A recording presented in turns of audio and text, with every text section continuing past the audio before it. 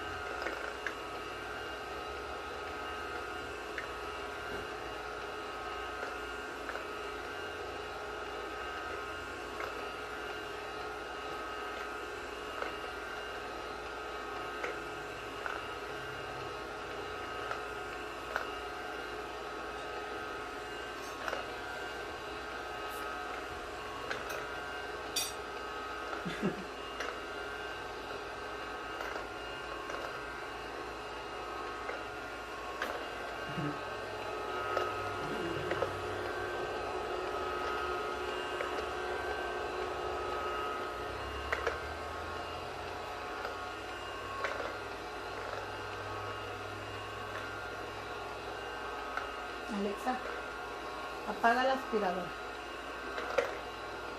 La aspiradora no responde.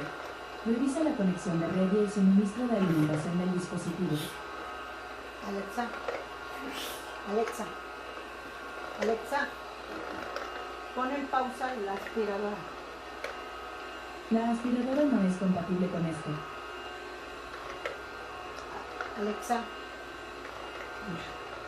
Alexa, pon stop en la aspiradora.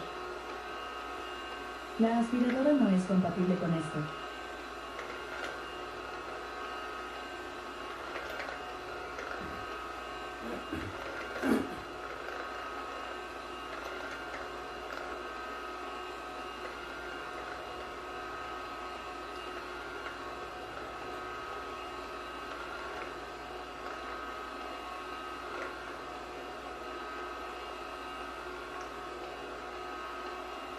De hecho, aquí ya estaba programada para que se active la registra Alexa.